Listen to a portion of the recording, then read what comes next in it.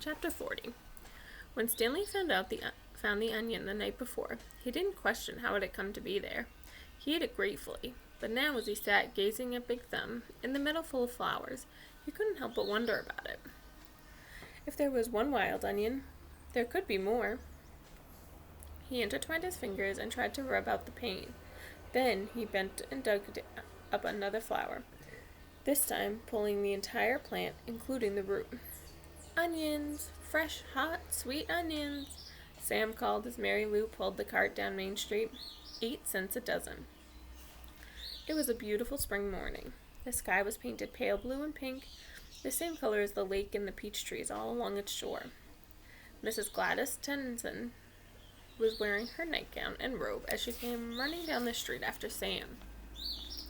Miss Tennyson was normally a very proper woman who never went out in public without dressing up in fine clothes and a hat, so it was quite surprising to the people of Green Lake to see her running past them. "Sam!" she shouted. "Whoa, Mary Lou," said Sam, stopping his mule and cart. "Good morning, Miss Tennyson. How's little Becca doing?" Gladys Tennyson was all smiles.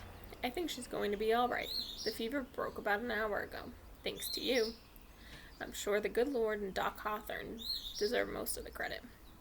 "The good Lord, yes," agreed Miss Tennyson, "but not Dr. Hawthorne. That quack wanted to put leeches on her stomach." "Leeches? My word. He said they would suck out the bad blood. Now you tell me, how would a leech know good blood from bad blood?" "I wouldn't know," said Sam. "It was your onion tonic," said Miss Tennyson. "That's what saved her." The other town people made their way to the cart. "Good morning, Gladys," said Haidee Parker. "Don't you look lovely this morning?" Several people snickered. "Good morning, Haidee," said Mrs. Tennyson replied. "Does your husband know you're parading about in your bedclothes?" Haidee asked. There were more snickers. "My husband knows exactly where I am, and how I am dressed, thank you," said Mrs. Tennyson. "We both have been up all night and half the morning with Rebecca. She almost died from stomach sickness. It seems she ate some bad meat." Haidee's face flushed. Her husband, Jim Parker, was the butcher. "It made my husband and me sick as well," said Mrs. Tennyson, "but it nearly killed Becca, what with her being so young. Sam saved her life." "It wasn't me," said Sam. "It was the onions." "I'm glad Becca's all right," Haidee said contritely. "I keep telling Jim he needs to wash his knives," said Mr. Pike, who owned the general store. Haidee Parker excused herself and then quickly turned and walked away. "Tell Becca that when she feels up to it, come by the store for a piece of candy," said Mr. Pike.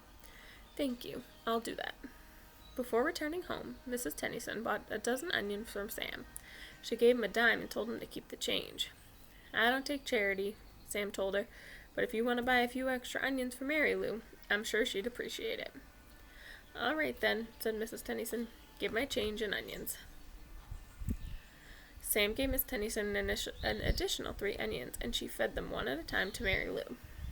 She laughed at as the old donkey ate them out of her hand. Stanley and Zero slept off and on for the next 2 days, ate onions all they wanted, and splashed dirty water into their mouths. In the late afternoon, Big Thumb gave them shade. Stanley tried to make the hole deeper, but he really needed the shovel. His efforts just seemed to stir up the mud and make the water dirtier. Zero was sleeping. He was still very sick and weak, but the sleep and the onions seemed to be doing him some good. Stanley was no longer afraid that he would die soon. Still, he didn't want to go for the shovel while Zero was asleep. He didn't want him to wake up and think he'd been deserted. He waited for Zero to open his eyes. "I think I'll go look for the shovel," Stanley said. "I'll wait here," Zero said feebly, as if he had any other choice. Stanley headed down the mountain. The sleep in the onions had done him a lot of good as well. He felt strong. It was fairly easy to follow the trail he had made 2 days ago. There were a few places where he wasn't sure he was going the right way, but it just took a little bit of searching before he found the trail again. He went quite a ways down the mountain, but still didn't find the shovel. He looked back up toward the top of the mountain. He must have walked right past it, he thought. There was no way he could have carried Zero all the way up from here. Still, he headed downward just in case. He came to a bare spot between 2 large patches of weeds and sat down to rest. Now he had definitely gone too far, he decided. He was tired out from walking down the hill. It would have been impossible to have carried Zero up the hill from here, especially after walking all day with no food or water. The shovel must be buried in some weeds. Before starting back up, he took one last look all around in all directions. He saw a large indentation in the weeds a little further down the mountain. It didn't seem likely that the shovel could be there, but he'd already come this far. There, lying in some tall weeds, he found the shovel and the sack of jars. He was amazed. He wondered if the shovel and sack might have rolled down the hill, but none of the jars were broken, except the one which had broken earlier. And if they had rolled down the hill, it is doubtful that he would have found the sack and shovel side by side. On his way back up the mountain, Stanley had to sit down and rest several times. It was a long, hard climb.